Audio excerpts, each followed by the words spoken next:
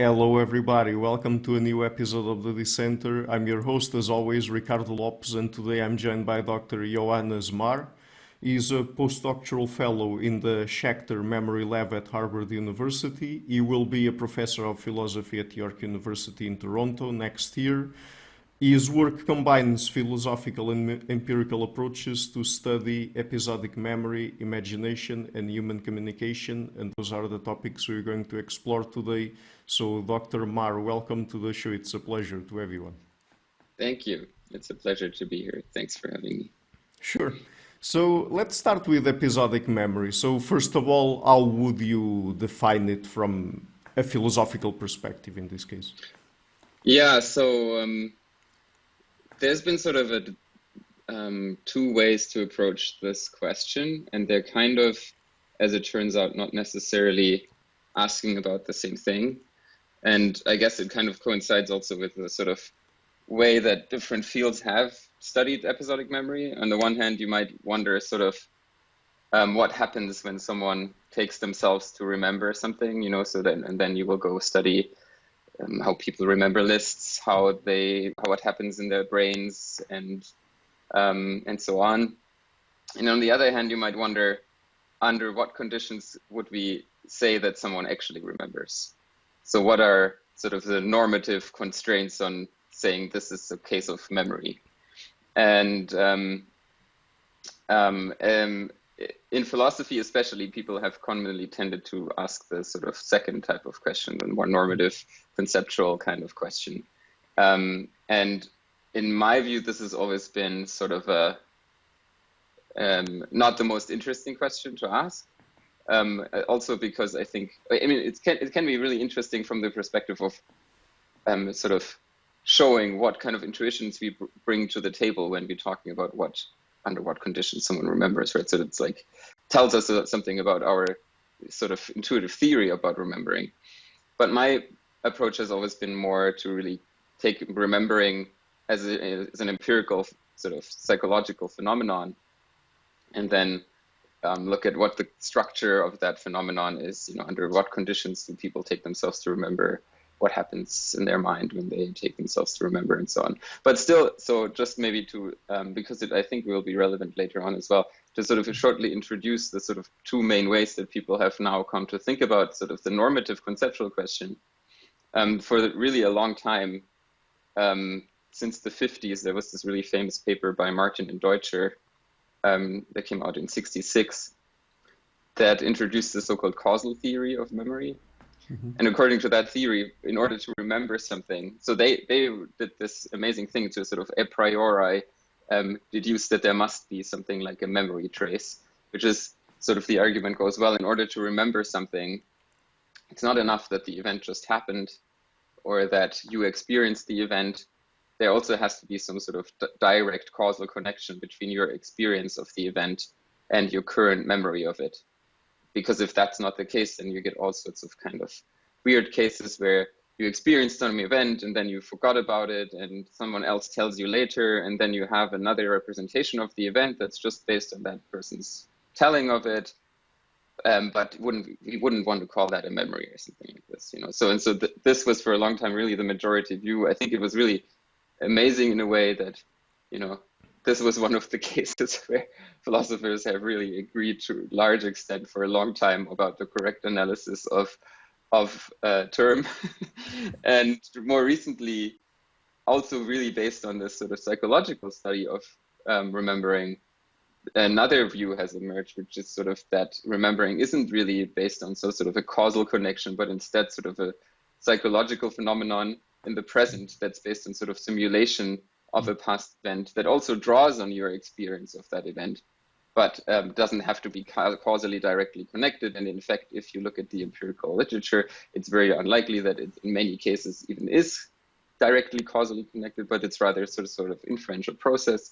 And sort of how we should go about deciding when someone remembers, well, we should sort of check whether that process is a reliable one, the simulation process, if you can reliably reconstruct the event that you're trying to recall. And yeah, so I think that's sort of these two views right now in the sort of conceptual space dominate the debate on what we should take episodic memory to be in this normative sense. And then I think very few people now actually completely disagree on the empirical side, that there is a lot of sort of inference and that episodic memory is some form of has a lot in common with actually imagination as well. Yeah, another topic that we will get into later on in our conversation. But I mean, you've already talked a little bit about that, but what does it really mean to remember the past? I mean, what does it entail psychologically? Psychologically, yeah. So, I mean, for a long time, I think, and this is still obviously true, and there is some space for more theoretical sort of clarification, I think, in the psychological literature as well. But for a long time, people have really also intuitively approached remembering in this way that this causal theory would have sort of predicted, right? And taking the study of remembering mainly to be a study of sort of how do we encode and store information, sort of as a matter of like, how do we build the storehouse of all of our experience? Even though, earlier on, there's this really famous book by Frederick Bartlett, which is really one of the great, it's a great book for anyone who's interested in the history of psychology. It's a really amazing book and really anticipated a lot and influenced a lot of the study of memory, of course. And then in this book already, sort of Bartlett put a lot of emphasis on the idea that remembering isn't sort of just storing and encoding information, but it's really an active inferential process that sort of draws a lot on what your expectations are in the present, what your knowledge is when you're trying to remember something, and he put a lot of emphasis on sort of schematic information. So what your general, for example, if you're trying to remember having lunch yesterday, then you might fill in the details of the background of your kitchen with sort of your general knowledge about what your kitchen looks like or something like this. And so there was already a long tradition sort of in the psychological literature that would emphasize the constructiveness of remembering. And in the last 20 years or so, that has really gotten even more traction, even though there's a lot of study of false memory and so on. That was in that tradition as well, but especially through sort of on the one hand, sort of studies with amnesic patients that found that amnesic patients don't just don't just lose the ability to remember past events, but also lose the ability to construct sort of simulations of novel experiences. So when you ask them, well, what will you do tomorrow? Then they can give you some sort of general schematic answers of like what they would generally maybe do, but they have a lot of trouble to sort of produce rich descriptions of a specific plan or something like this. And sort of triggered through that, people, for example, in my lab, where I'm at Harvard now, have started to look at the relationship between remembering and imagination much more closely, and found that especially sort of the neurocognitive overlap between these abilities is extremely high, so that you can find some distinctions between them, but the distinctions seem to come mostly down to sort of what we would call constructive demands. So when you're trying to remember an event, you can draw a lot on sort of the perceptual associations that you formed when you go through the world, right? Whereas when you're trying to imagine a novel experience, you have to somehow break up and recombine some elements of your past perceptual experiences. And that process takes some sort of processing capacity and power. And that seems to be what sort of drives the neurological differences between remembering and imagining, so the neurocognitive differences to large extent. And it's been really hard to actually pin down what other differences there might be and what these differences, so if you put people in the scanner and ask them to produce memories and imaginations, there are some differences that show up, but it's not clear what these actually exactly are, whereas there's a good theory now and a good sort of, I think, also empirical sort of support for a theory that there is a really core common process to all sorts of sort of episodic representations, so representations where we sort of mentally generate images about different situations, past, future, possible, so on and so forth. So that's, I would say, the most plausible sort of well-supported psychological theory of remembering is that it's based on a common process with imagination. But I mean, can episodic memory also be directed at the future, since you touched on the future a little bit there? Yeah, so I mean, that kind of depends a little bit on what you mean by episodic memory, right? And again, so a lot of people have used this term in this way of like just being the storehouse of information, you know, so they have some memory store of episodes, and then you can draw on that to generate future imaginations too. But I think that's sort of a very confusing way to use the term, because of course, like we also use episodic remembering or episodic memory to say, oh, I'm remembering a past event.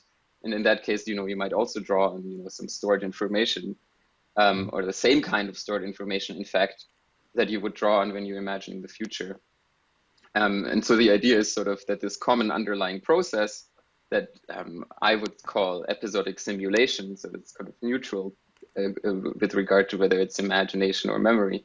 So this episodic simulation process can produce both imaginations, episodic imaginations, and episodic memories, and a whole range, in fact, of kinds of episodic thoughts, you know, so like you can generate episodic counterfactual thoughts about how things could have been different than they are. So that shares some things with episodic memory because it's past directed, right? But it doesn't share other things because it's not directed at the actual past, but at the counterfactual past.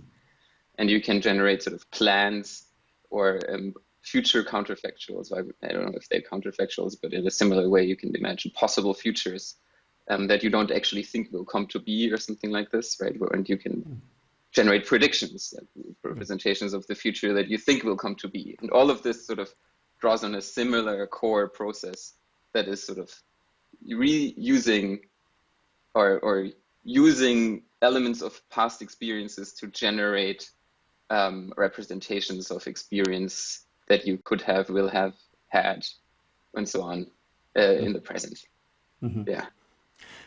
And why is it that we have this ability of remembering the past? I mean, where does it come from? Is it best understood, for example, from an evolutionary perspective? I mean, I would say so. You know, I mean, I don't think I sort of subscribe to this idea that a lot of things make sense in the mind outside the light of evolution, but it's a pretty complicated question because it again requires sort of being more precise about what elements or what exactly you mean.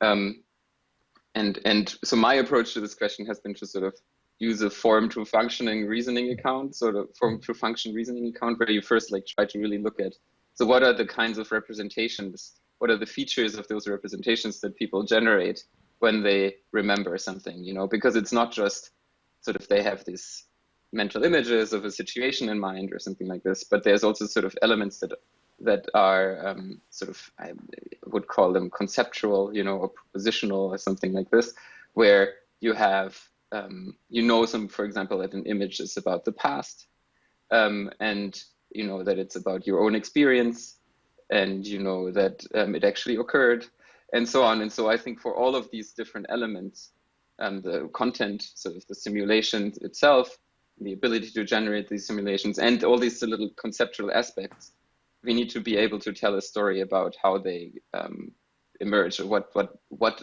allows us to be able to think them, you know. And so in terms of just the episodic simulation process, I think that's sort of still not entirely clear. What in general, I think people haven't really asked this question in this right way. Because the question in that way is like, what drove the emergence of this episodic simulation process, right? I mean, I think the best supported account, I would say, is that it emerged through sort of out of a mental navigation system, you know, that sort of supports navigational planning and exploration and foraging and stuff like this, which also suggests, and I think that's supported by a lot of really cool evidence in rodents and so on, that the system is shared at least across all mammals and most likely even with birds and other, you know, non-mammalian species.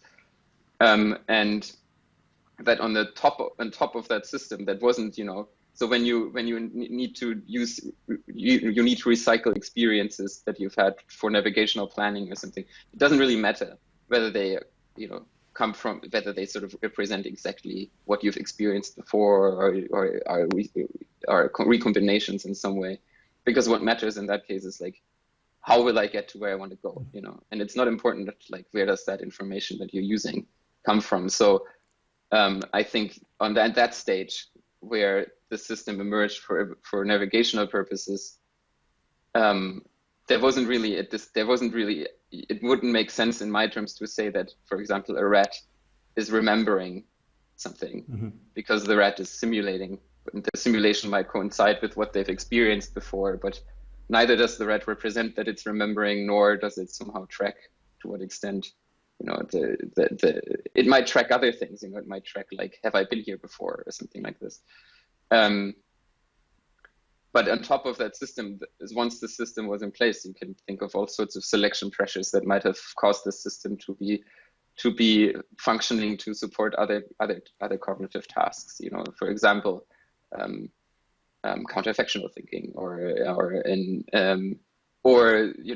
reinforcement learning, or all sorts of things where then it might become more plausible to actually have to differentiate at some point between remembered and imagined things, or to make this distinction become sort of carry more weight cognitively. I mean, in my own account is that, so maybe also to just take a step back and just to, after this sort of basic distinction, right?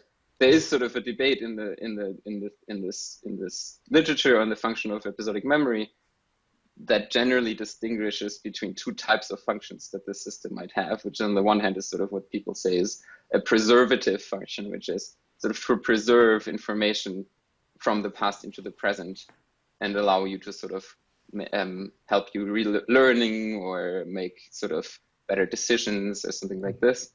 And on the other hand, what some people call a generative or a simulationist account of the function of episodic simulation, which is, well, the system emerged not to be able to sort of preserve information from the past, but to be able to, like, make inferences about the future and plan and so on. And most likely these are both true to some extent, exactly because they're not necessarily mutually exclusive. And if you think of evolution happening over time in, like, a path-dependent fashion, so you might get a system that developed first for sort of simulationist functions and then came under selection to also be more preservative, or the other way around. And my own account is actually independent of both of these views, because I think that in humans there has been an additional selection pressure that made us sort of care about exactly where does this information that we're using in these simulations come from? Is it based on our own experiences or not? And the reason for that, maybe we'll get into that in a while, I think is because this has epistemic functions for us and social functions that other animals don't make use of necessarily, because they're not, embedded in such a social environment as we are. So in your research, you're also interested in human cognition. To what aspects of human cognition do you connect memory, and more specifically episodic memory? Well, so I started out thinking about episodic memory just in context of communication, and sort of, I was really inspired by Dan Sperber's and Hugo Mercier's view of reasoning, where it seemed to me, well, this is really a deep insight about some of the origins of higher cognition in humans. Higher cognition meaning sort of cognitive capacities that seem to represent something about themselves. Sort of, a reason is you have to sort of represent the justificatory relationships between one piece of knowledge or belief and another. And that requires some sort of meta-representative capacity. So you have to represent the representational character of a reason or something like this. And when thinking about what other aspects of the mind might have a similar structure, I came across episodic memory, because episodic memory is exactly such a case where you don't just represent an event, but you also represent that you experienced that event. And moreover, it seems like you represent that the experience of the event caused you to now be able to remember it.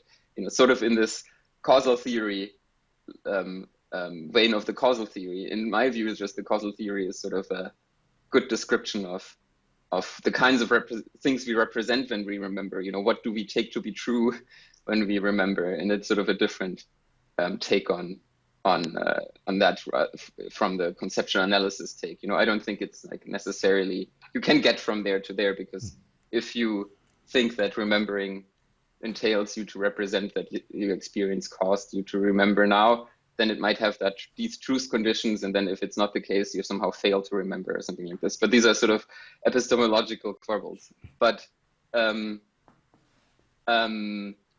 yeah, so in thinking about this, I came to think, well, yeah, episodic memory has this meta-representational structure, and why might it have that? What's the point of tracking where your knowledge comes from in remembering? And then it became sort of one really obvious answer to this might be, well, our knowledge comes from a lot of different places, and a lot of these places we want to sort of, and so that, because it comes from so many different, especially social sources, right? There might be something special for us whenever our knowledge comes from our own experience rather than just from secondhand sources. And that was sort of the start for me to that's how I came to think about episodic memory function, and sort of from that whole direction of thinking about argumentative functions of reasoning or communicative functions of reasoning more generally. Mm-hmm. So what specific social functions would you say memory, and more specifically episodic memory, serves? Yeah, so as I just alluded to, right? So if it's true that in remembering we just somehow also, we don't just represent what occurred or what happened, but also how we came to know about what happened, then memory becomes somehow a special type of source memory, source knowledge, and because it seems to me that we have because we have so many different sources of information, we learn so much from other people. It makes sense that first-hand information should have a special status to some extent. There's different ways you can analyze that special status, what causes it and so on, but there are clearly sort of on one hand epistemic functions that this might have. It might allow you to sort of quarantine what you know based on your own experience from what you know based on other people. And on the other hand, it has also social and communicative functions, because it has such a privileged status, by being able to justify your claims through first-hand experience, that gives you sort of a lot of epistemic authority in the other views of other people, and that should make you more convincing. It should be support your ability to transmit certain contents more effectively, more believably, more convincingly. Yeah, and then there are sort of two ideas of why that is. Why might that be the case? If it's so convincing that when I say I saw this, why don't I just always go around and say I saw everything? And the idea here is, and we tested this as well, that that source information in this first-hand versus second-hand distinction, for example, isn't just sort of a classical kind of argument, like a reason, but it does something to the communicative interaction. It's a kind of commitment device. So by claiming I have first-hand experience here, I'm giving you a reason to believe me, but I also make myself more accountable. And because I'm making myself more accountable, that makes you believe or trust me more. And so source claims have sort of this dual, and I mean, in linguistics, there's a lot of debate about the relationship between evidentials and modals. Sort of the evidentials are the grammatical markers that express source directly, sort of grammaticalized in the verb, and modals are similar markers that express your certainty to something. And modals are usually analyzed, or a lot of the time analyzed, in terms of their effect on communication through commitment. So when I say I'm really sure, what I'm doing is sort of I'm making myself more committed. And similarly, source claims have some features of that. You know, when I say I really saw this, then I'm making myself more directly accountable, and that makes you more trust me more, because if I turn out to be wrong, it's little I can say. Then I can't really defer the responsibility for that to someone else. Yeah. So, and I mean, memory also connects to things like obviously remembering, but witnessing, testifying, and these are also important social functions, right? Yeah, exactly. So, I mean, this is sort of one attraction, I think, of my view there, that it really explains. I mean, I think it doesn't really explain why these things are such important social institutions in the context that they are. I think we can talk about that in a second, but it explains why witness testimony, right, has in itself, I mean, there's this aspect that often there's just no other type of evidence, So if you can show that you're a witness, then you automatically become sort of epistemically privileged, just not epistemically, but you become privileged in as a privileged source of information. But exactly the idea is that because remembering tracks when you are a witness, that gives you some sort of ability to assert authority in the right contexts and so on. And yeah, so the question is, why is that so important, right? So why is witnessing or testifying why are these social institutions in the context that they are, obviously most importantly in the legal context, but a lot of the time also in other contexts where just in everyday life, I think a lot of the time people debate about who really remembers or not, and there, we thought a lot about this, and me and Gergely Csibra, we came across this idea that, I think talking to some historians, this seems to be just like something that maybe historians would take for granted or not seem like a really big insight. But on the other hand, I haven't really found anyone else who has pointed this out, which is that a lot of our social engagements, like commitments, promises, entitlements, ownership claims, all of these kinds of things, so things like that are sort of social facts that we take to obtain in the present, we can only ultimately justify them. We have this sort of norm, it seems, that these can only be justified ultimately by what caused them. So if I say this is my cup, there's nothing on this cup that would tell you that it's my cup. You can't really in the present make out anything else out from my claim that it's my cup. If I wanted to prove this to you, I would have to sort of show the origin of that ownership, which is the point at which I purchased it, right? For example, or it was given to me or something like this. And so I would have to sort of show that there was a specific event that caused my ownership over this cup. And this relates to sort of generally, it seems like we track in our environment, not just physical causes, right, but also social causes. And especially in terms of social causes, we're not interested in sort of the generalizing sort of type causal relationships between events and their effects. So when I drop this cup on the floor, right, there's a physical effect, and that physical effect is interesting to me maybe insofar because the cup is broken. That's the physical effect, right? And it's interesting to me maybe insofar as that tells me something about how sturdy this cup was, like how easily cups break when they fall or something like this. But there's also a social effect because maybe this cup wasn't mine, and now I owe someone a new cup, and that effect is much more interesting in virtue of the single event. So because there's a single event in which I personally caused this cup to break that establishes some sort of claim for restitution. And again, this claim for restitution will be justified only in retrospect, ultimately by the fact that this event occurred. And I somehow have to be able to point to this event to justify it to others, to transmit it, and so on, which is why this epistemic authority aspect of information about singular events becomes so important. So that's why testifying and witnessing and so on are such important social institutions, especially in the legal contexts where the stakes of being right or wrong are really high in terms of who's accountable and so on.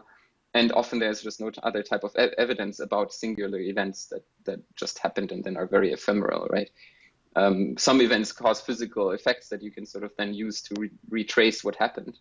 which is what all the, a lot of detective work and police work is about. But a lot of the time, that's not the case. If I promise you to meet you here for this interview and then I don't show up and I just did this verbally, there is no other effect in the world except for you changing your belief about when I will show up. And if I then don't show up and there's some sort of big stake at this, well, then you might want to prove that I promised or something, and that would be then to point to the past and your own memory of it and so on. And so this is how this ability for tracking the sources of your memories becomes socially really important when it allows you to claim epistemic authority and negotiate what's actually true in the present in the social world, and what we owe each other, what we are committed to, and so on. Mm-hmm. So for this sort of last part of the interview, I would like to ask you about imagination. So how would you define it? What is this capacity really about? Yeah, I mean, so people, there's obviously sort of the sense of imagination in which you just sort of pretend, you assume something or something like this. But a more related to what we're talking about is sort of the ability to generate mental simulations of circumstances. Mm-hmm. And the interesting thing about imagination is that it can fulfill a lot of the same roles as memory does. So I can also imagine past events that I think occurred. For example, if you tell me what you did yesterday, then I can generate a mental simulation about what you did yesterday, and that might actually be quite accurate because you might have told me in a lot of detail or something. And if you look at the features of that representation, it has pretty much all the features of an actual memory, except for the fact that I don't believe that I experienced it, and this experience caused me to now know about the event, right? So we can imagine the actual past just as we can remember the actual past, and there's just some sort of difference in the relationship between our actual experience and the representation we generate that differentiates those, and we track that. But imagination more generally, obviously, also in the context of episodic imagination, is more related to sort of the idea that we can generate representations of fictional or counterfactual, hypothetical events or something like this. And this is a very important ability. But again, you can think of a sense of the imagination where that's not the defining thing, but what sort of defines imagination is just this constructive character, the ability to construct representations of experiences, of novel experiences maybe, that out of sort of building blocks of your own past experiences.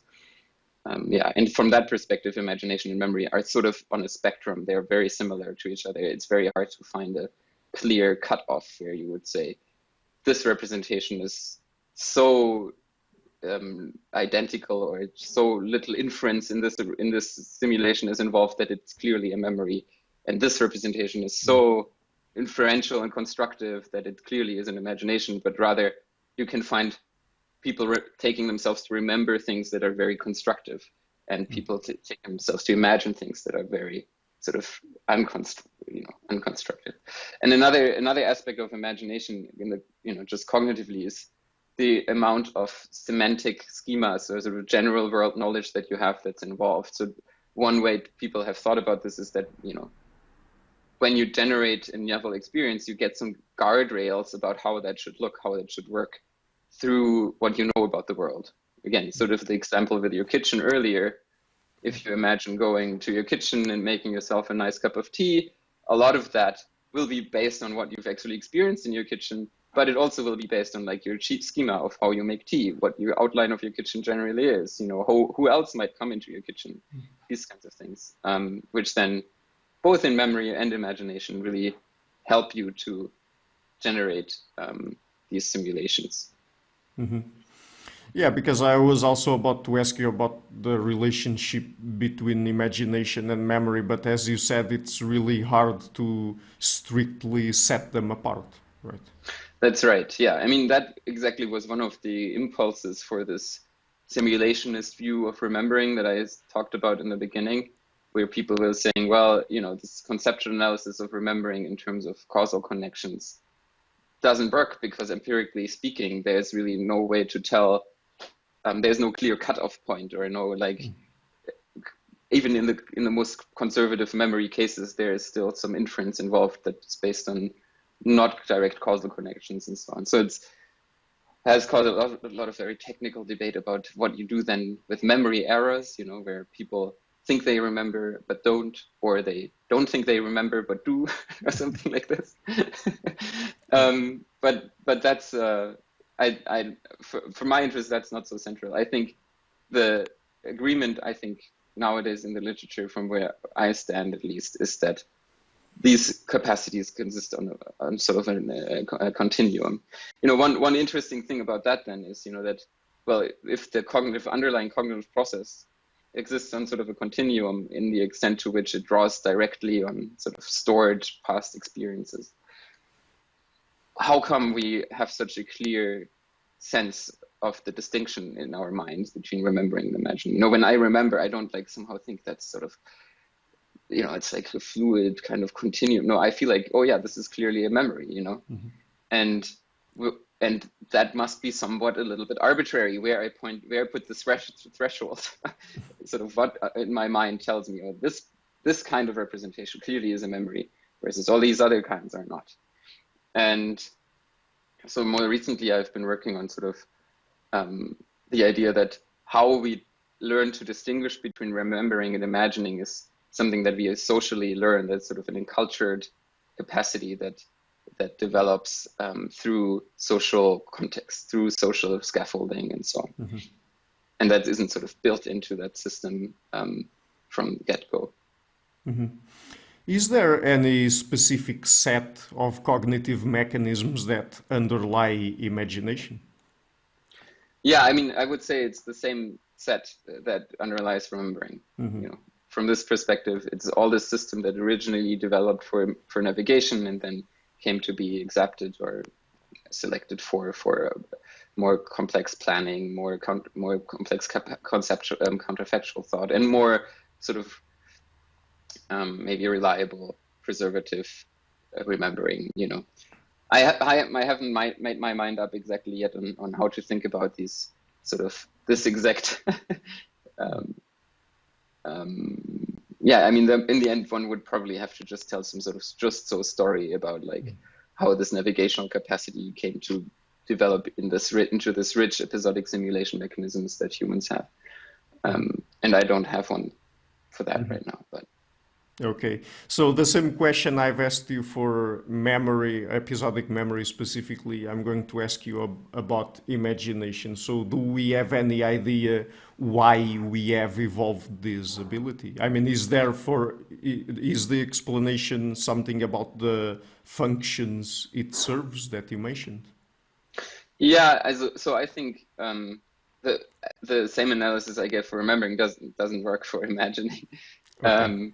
In fact, I think that there's a lot of really good evidence that episodic simulation that isn't sort of experienced as remembering serves a huge array of functions and supports a huge array of different types of cognition. You know, it supports planning, it supports decision making, it supports creative cognition, and it, you know, still supports navigation, all of these kinds of things. So I think it actually is a very fundamental kind of capacity for many different types of cognitive abilities that we have.